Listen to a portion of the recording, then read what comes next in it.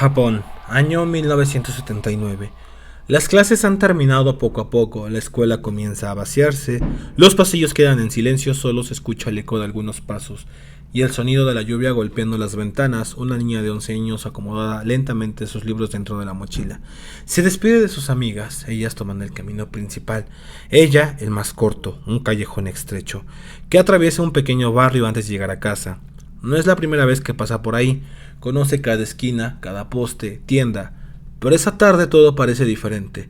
Las calles están demasiado vacías, las ventanas permanecen cerradas, e incluso los perros han dejado de ladrar. Mientras camina, recuerda algo que escuchó esa mañana. Su profesor hizo una recomendación inusual: no salgan solos, regresen a casa en grupo. Si una mujer desconocida les habla, no se detengan. La niña sonrió, pensó que era otra historia inventada por los adultos para asustar a los niños, hasta que dobló la esquina y la vio. A unos 30 metros hay una mujer completamente inmóvil. No hace nada, solo permanece de pie. Lleva un abrigo largo color beige, cabello negro liso hasta la cintura y un cubrebocas blanco. Algo completamente normal en Japón. Nada parece extraño excepto sus ojos.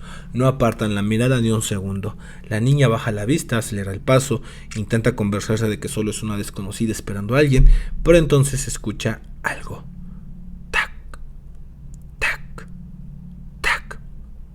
Pasos lentos, rítmicos, constantes, levanta la vista. La mujer ya no está donde estaba. Ahora camina hacia ella, sin correr, sin hacer ningún gesto, sin decir una sola palabra. Solo camina como si supiera que tarde o temprano terminará alcanzándola. La distancia se acorta, 20 metros, 15, 10. La niña siente como el corazón comienza a latir con fuerza.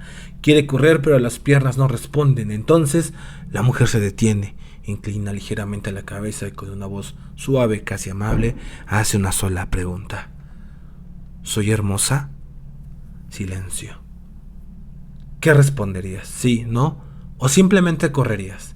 Miles de niños japoneses hicieron exactamente esa misma pregunta hace más de 40 años, porque durante meses una historia comenzó a extenderse por todo el país, una historia tan inquietante que algunas escuelas cambiaron sus horarios de salida. Padres acompañaban a sus hijos hasta casa y grupos de estudiantes caminaban junto por miedo a encontrarse con una mujer que siempre hacía la misma pregunta. Pero, ¿cómo una simple leyenda pudo provocar ese nivel de preocupación? ¿Quién era realmente Kuchisake Onna? ¿Existió alguna vez? ¿O estamos frente a uno de los mitos urbanos más poderosos del siglo XX? Esta noche vamos a descubrirlo.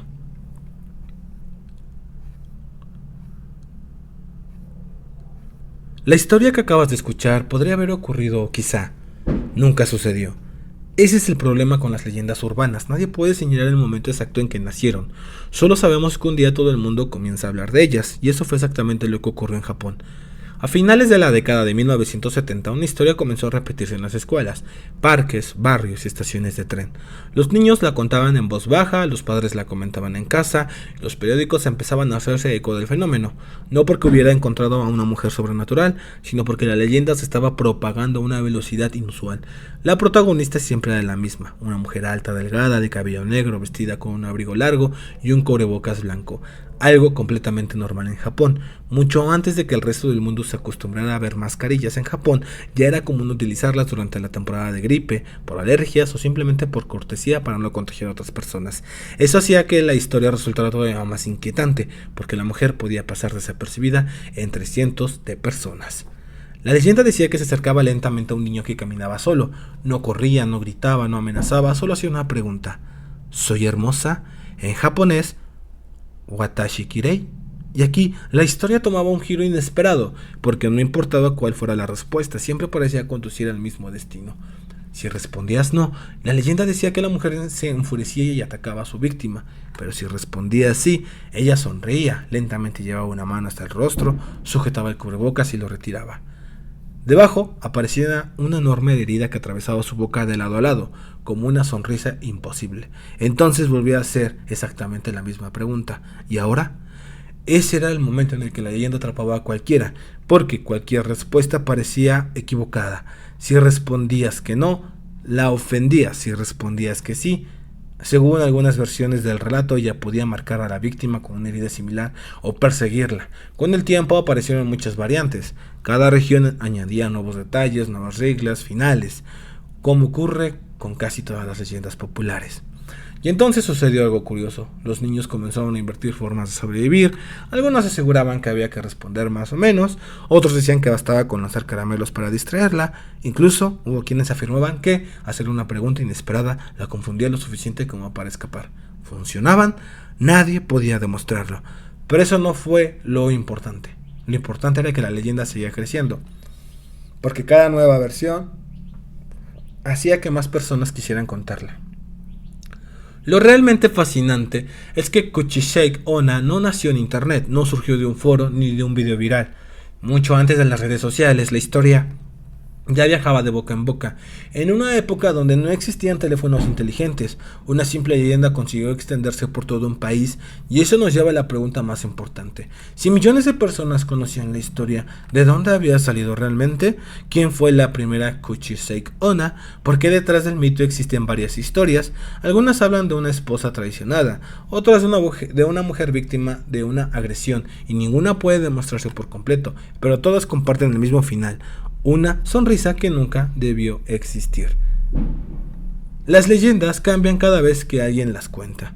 Algunos detalles desaparecen, otros se exageran, y con el paso de los años resulta casi imposible distinguir dónde termina la historia y dónde comienza el mito. Con Kuchisake Onna ocurrió exactamente eso. No existe un documento que diga aquí nació la leyenda, no hay fecha, no hay nombre, solo versiones, y cada una es más inquietante que la anterior. Una de las historias más conocidas que lleva el Japón feudal, un país muy diferente al que conocemos hoy, castillos de madera, guerreros samurái, caminos de tierra, y una sociedad donde el honor era más importante que la propia vida. Según esta versión, existía una mujer reconocida por su extraordinaria belleza. Algunas versiones dicen que era la esposa de un samurái, otros afirmaban que era la amante de un noble. Lo único que todas comparten es el desenlace final. Un día, su esposo comenzó a sospechar que ella le era infiel. No sabemos si era verdad, no existe ningún registro histórico que lo confirme, pero la leyenda cuenta que, consumido por los celos, tomó su espada, la sujetó del rostro y con un solo movimiento le abrió la boca de un extremo al otro. Antes de marcharse, dicen que pronunció una frase: ¿quién va a pensar que eres hermosa ahora?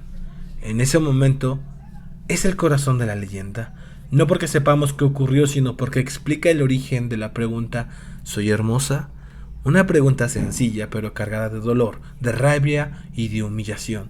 La historia continúa diciendo que la mujer murió poco después, que su espíritu, incapaz de encontrar descanso, comenzó a aparecer durante las noches, siempre con el rostro cubierto, siempre buscando una respuesta, siempre haciendo la misma pregunta. Pero aquí aparece un problema. Los historiadores del folclore japonés nunca han encontrado pruebas de que ese episodio ocurriera realmente. No existe un samurái identificado, no existe un registro judicial, no existe una víctima documentada que coincida con la historia. ¿Eso significa que sea falsa? No necesariamente. Solo significa que pertenece al terreno de la tradición oral, y las tradiciones no necesitan documentos para sobrevivir, necesitan personas dispuestas a contarlas. Existe otra versión, mucho más antigua. Algunos investigadores creen que Kuchisake Onna podría ser una evolución de relatos sobre yokai y yurei, seres sobrenaturales del folclore japonés. Los yokai son criaturas extrañas, a veces peligrosas, a veces traviesas. Representan aquello que escapa a la lógica cotidiana. Los yurei, en cambio, son espíritus de personas fallecidas que, según la tradición, permanecen en el mundo por emociones intensas como el odio, la tristeza o el deseo de venganza. Kuchisake Onna siempre comparte rasgos con ambos. Tiene la apariencia de un fantasma, pero actúa como una figura que pone a prueba a quienes se cruzan en su camino. Eso hace pensar a algunos especialistas que la leyenda pudo surgir de la mezcla de diferentes historias antiguas, transformándose con el paso de los siglos. Y quizá esa sea la parte más inquietante, porque significa que Kuchisake Onna no nació de una sola persona, sino del miedo colectivo, de historias repetidas una y otra vez, hasta que dejaron de pertenecer a un individuo y comenzaron a pertenecer a todo un país. Cuando la leyenda resurgió con fuerza en la década de 1970, ya no importaba cuál era su origen. La historia había evolucionado. Ahora caminaba por calles modernas, esperaba cerca de escuelas, vestía ropa contemporánea y ocultaba su rostro detrás de un cubrebocas. La leyenda había hecho lo que hacen todas las grandes historias: adaptarse a su tiempo. Pero aún queda una pregunta. Si Kuchisake Onna nunca existió, ¿por qué logró provocar tanto miedo?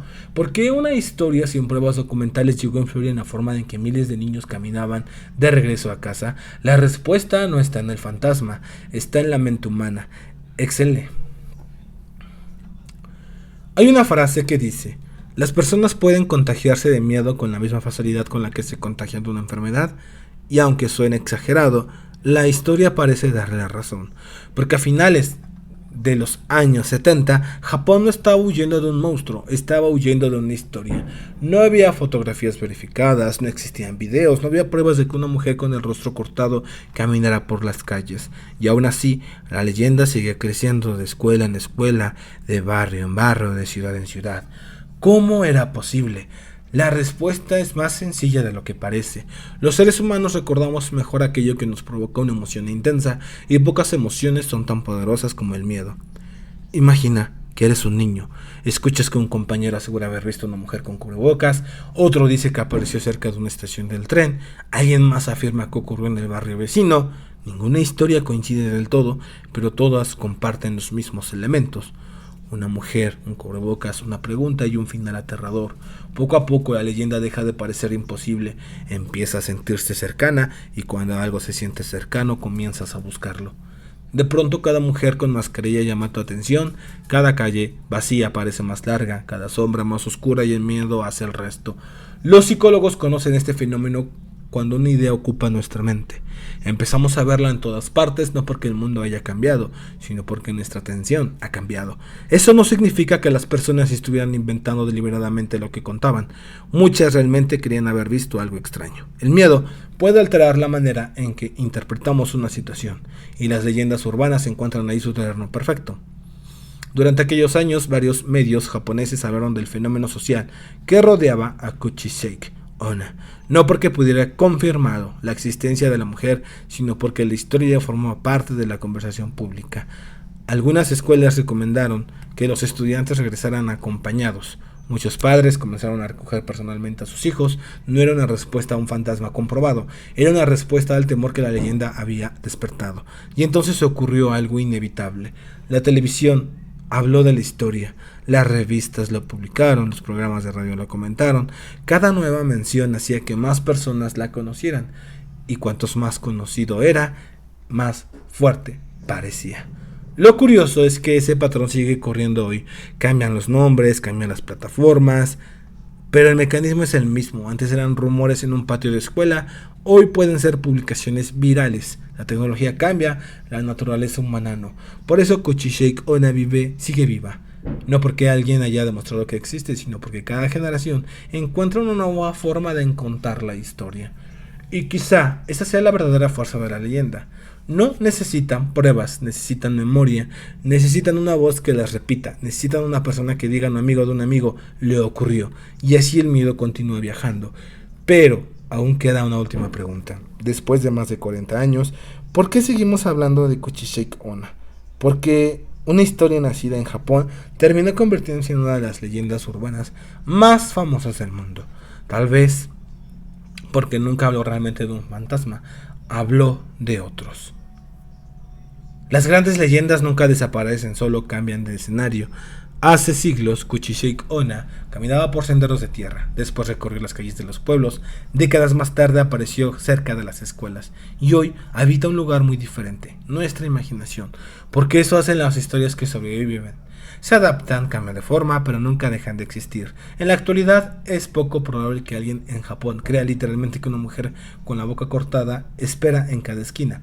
Sin embargo, la leyenda sigue apareciendo en libros, películas, series, videojuegos, mangas, y cada nueva generación vuelve a escuchar la misma pregunta. ¿Soy hermosa? Quizá esa pregunta fue realmente sobre la belleza.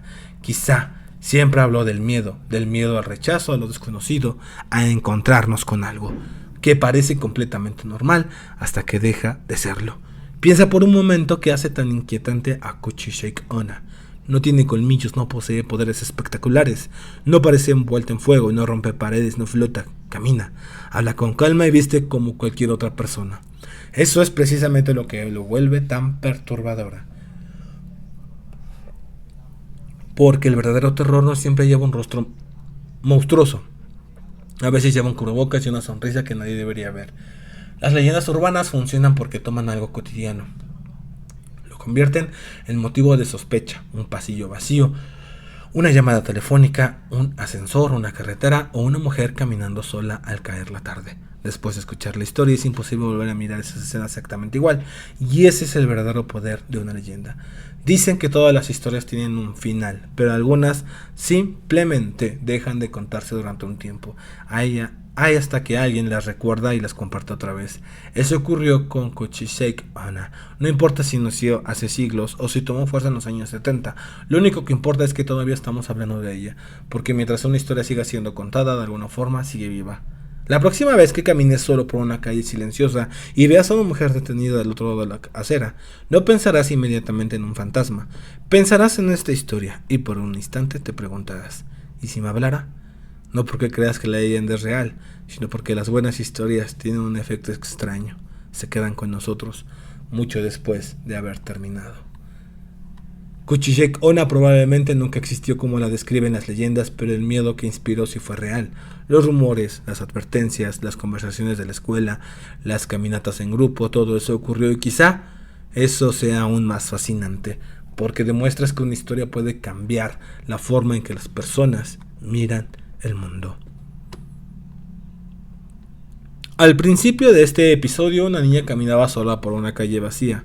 Nunca supimos qué ocurrió después. Tal vez la mujer solo siguió su camino, tal vez nunca existió, o tal vez esa escena se ha repetido miles de veces en la imaginación de quienes escucharon esta leyenda. Y ahí es a donde las historias se vuelven inmortales.